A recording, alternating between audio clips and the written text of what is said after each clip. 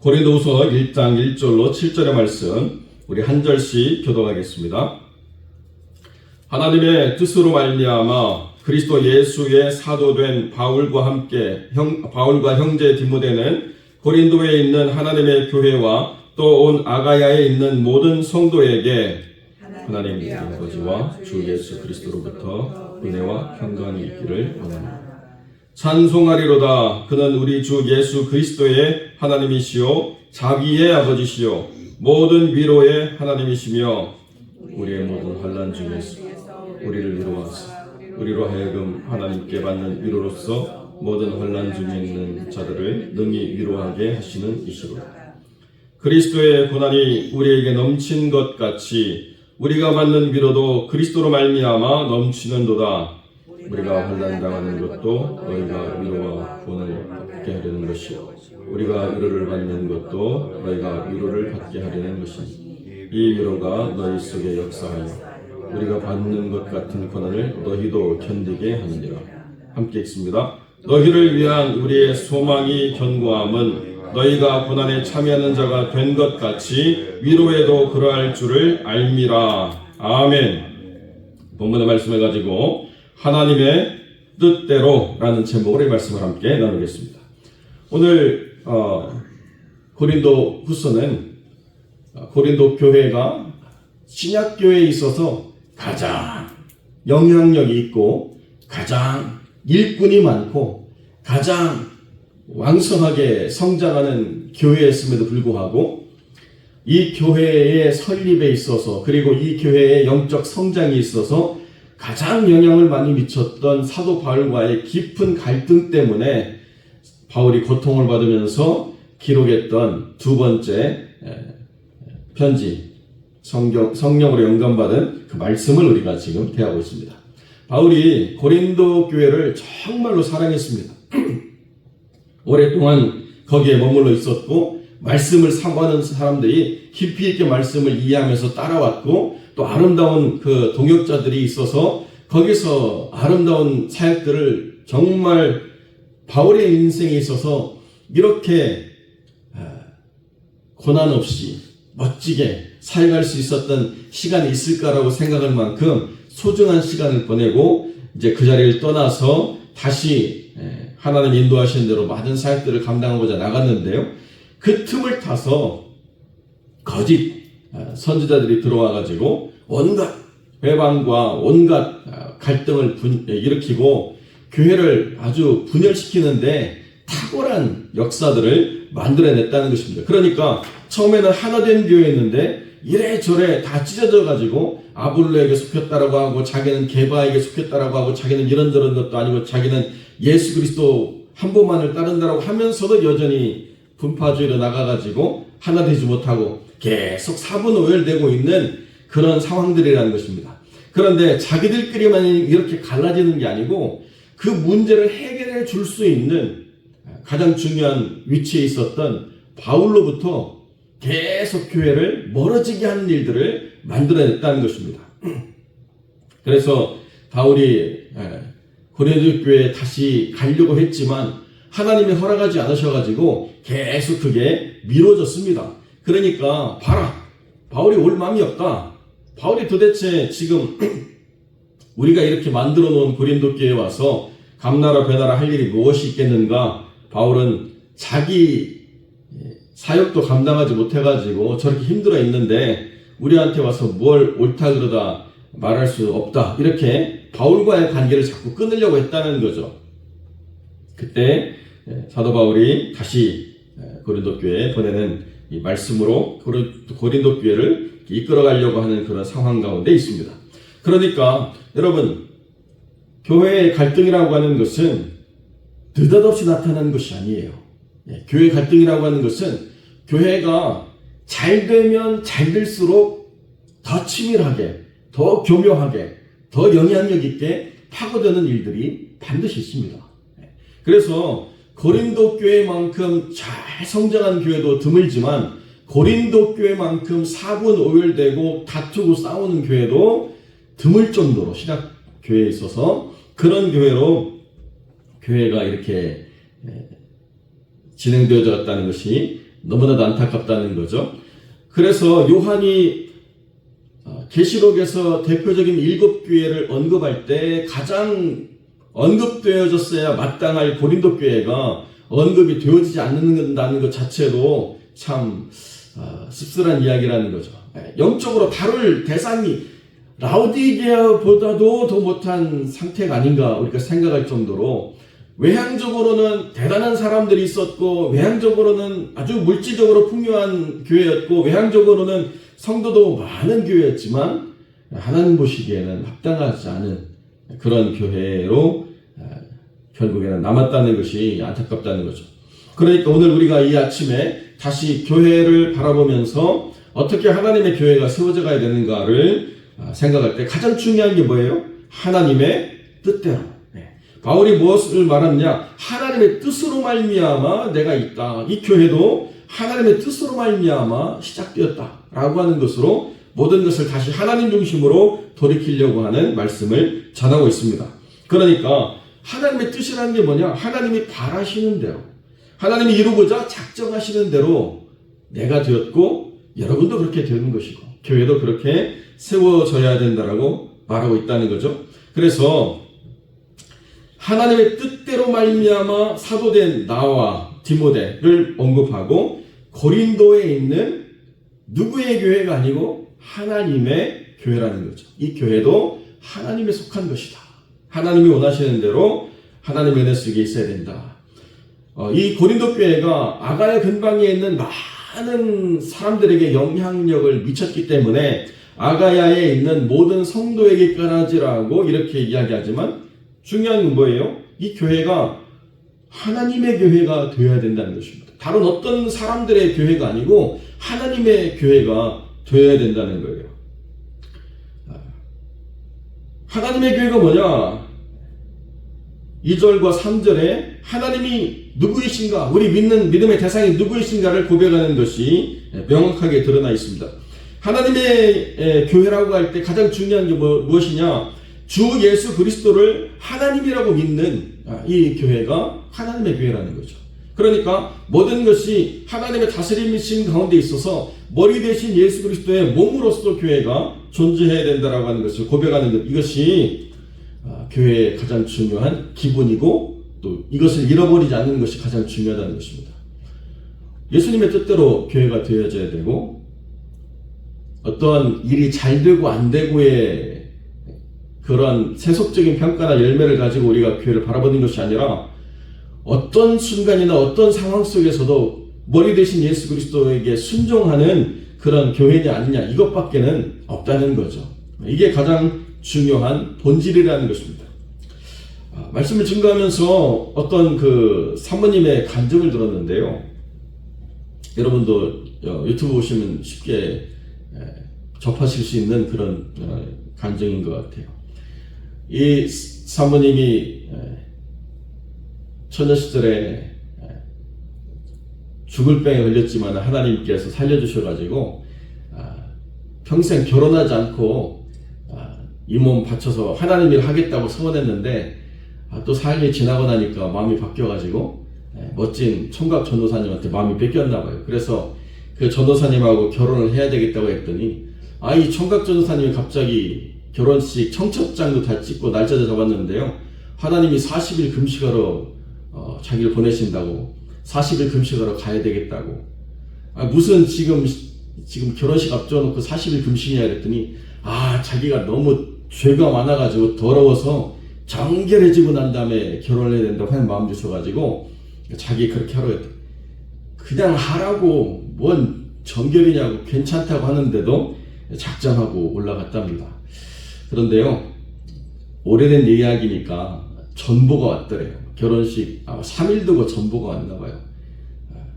옛날에는 전보 한 글자마다 돈이 비싸니까 짧게 왔는데 굉장히 몸이 지금 위중한 상태라고 이렇게 와서 가봤더니 얼굴은 퉁퉁 부어있고 몸은 빼짝 말라가지고 굉장히 힘든 그런 상황이었나 봐요. 왜 그런가? 하필 그분이 40일 작정하고 간 기도원에 그 기도원을 처음에 이렇게 세웠던 여자 전도사님인지 어떤 권사님인지 분하고 남자 장로님하고 열심으로 하다가 보니까 어떻게 그 기도원이 좀 이름이 있었나 봅니다. 근데 문제는 뭐냐면 잘 되니까 항상 어떻게 돼요? 분열의 영이 역사하죠. 그러니까 사람들의 마음이 자꾸 나 아닌 다른 쪽으로 가는 것 같은 시기와 질투가 계속 몸 안에서 일어나기 시작하고, 그럴 때마다 사단은 틈을 타고 계속 간격을 벌이게 되는 것이죠. 그러니까 계속 그런 반목과 갈등이 있는데, 이 청년이 와가지고 또 말씀을 전할 수 있다고 하니까 그러면 말씀 좀 인도해 달라고, 서로가 불편하니까 제3자로 세워서 말씀을 전하게 했는데요. 이분이 더 말씀을 잘 전하는 거예요. 오는 사람들의 마음이 이 사람도 아니고 지금 40일 금식하러 온 이분한테 마음이 다 뺏기는 걸 보고 그럴 수도 있는가 싶을 정도로 악한 일이 벌어져서 40일 금식을 마치고 난 이후에 이제 몸을 회복하기 위해서 죽을 드셔야 되는데, 행여 이 사람한테 이 기도원이 넘어갈까봐 죽에다가 쥐약을 타가지고 그렇게 피를 토하고 죽을 지경에 이르렀다가 겨우 하나님이 살리셔가지고 죽지 않고 살아나서 하나님의 사역을 감당했다는 그런 간증을 하시더라고요. 여러분, 사람이요, 하나님을 믿는다라고 말하면서도 한번 사단의 표적이 되어서 그 마음과 생각을 흔들기 시작하면 이 교회가 하나님께 속했다라고 하는 것이 사라져요, 눈앞에서. 그리고 자기 눈에 보이는 사람이 자기를 따르는 즐거움 때문에 내가 하나님을 따라야 된다라고 하는 이 절대적인 이 사실을 망각한 채 사람들이 나를 따라주는 기쁨으로 내가 주님을 따르는 기쁨을 상실한 채 살아가도 자기는 아무런 문제가 없는 하나님의 사람이라고 착각하며 살아가게 된다는 것입니다. 이게 문제라는 거예요. 교회는 주님의 것이에요. 교회는 주님이 머리가 돼야 돼요. 교회는 모든 사람들이 나를 외면하다 하더라도 때로는 그래도 주님께서 모든 사람의 외면을 받고 십자가를 지시고 죽으셨던 것처럼 그 자리에서 모든 사람의 외면을 받아도 나는 주님과 함께 그 외면받는 자리를 지키겠다라고 하는 결단과 각오가 서야 될 필요가 때로는 있는 그런 곳이라는 것입니다. 물론 그런 결단과 각오를 가지고 하나님이 살려내신 성도를 미워하고 적으로 규정해서 싸우라는 이야기가 아니죠. 힘들고 어렵지만 끝까지 하나님이 자비의 하나님이시라는 것을 내가 경험함으로 서로가 반목과 갈등의 어떤 요소가 있을 때 하나님이 베풀어 주시는 자비로 내가 나와 반대하는 사람을 미워하거나 내가 어떻게 행하려고 악을 벌이는 것이 아니라 하나님의 자비를 베풀어내는 거예요. 그게 내가 경험하는 하나님이기 때문에 내 안에서 악이 나오는 게 아니고 내 안에서 자비가 나올 수 있도록, 사랑이 나올 수 있도록 그렇게 하나님과의 관계를 내가 굳건하게 세워갈 때 그때 하나님이 주시는 위로가 있다는 거예요. 그때 하나님이 사람으로부터 말미암는 위로가 아니라 내가 미워하는 사람들 때문에 내가 고통받음으로 말미암아서 받는 그 어려움 속에서 또 다른 긍휼과 은혜로 내가 회복되어지는 역사를 하나님이 경험하게 하십니다. 이것이 하나님의 교회에 하나님을 따르는 사람들에게 일어나는 일이라는 것입니다. 우리가 경험하는 어려움이라고 하는 것은 우리의 실수나 우리의 모자람 때문에도 있을 수 있지만 본질적으로 우리가 믿음이라고 하는 것에서 겪는 모든 어려움들은 뭐냐? 그리스도의 고난이 우리에게 넘쳐진 것입니다. 교회는요, 그리스도의 남은 고난을 감당하기 위해서 사람들이 모인 곳이에요. 그러니까 본질적으로 여기에 사랑도 있고 희락도 있고 화평도 있고 양선도 있고 자비도 있고 다 성령의 풍성한 것들이 있지만 그게 왜 그것이 우리에게 주어졌느냐? 여기가 고난의 자리이기 때문에 그렇습니다. 그리스도께서 교회에 남기신 고난이 있습니다. 그러니까 그 남겨진 고난을 우리가 어떻게 감당하려고 하느냐라고 하는 것은 사실 성령께서 우리와 함께 하셔서 우리로 말미암아 하나님의 은혜를 풍성하게 경험함으로 사람의 교회가 아니도록 이끌어주시는 은혜 가운데서 그 고난을 감당할 수 있게 된다는 것이죠. 그런데 우리가 고난이 올 때 그 고난의 의미와 그 고난의 그 본질적인 가치를 우리가 잃어버리면 그 고난의 모든 상황에서 나에게 고난을 주는 대상을 우리가 미워하고 그 대상을 우리가 똑같이 갚아주려고 하는 마음 가지고 우리의 마음이 망가지고 결국에는 우리가 하나님을 믿는 백성이 아니라 세상적인 방법으로 똑같이 겨루게 되는 삶의 자리까지 끌려갈 수밖에 없는 모습들이 있습니다.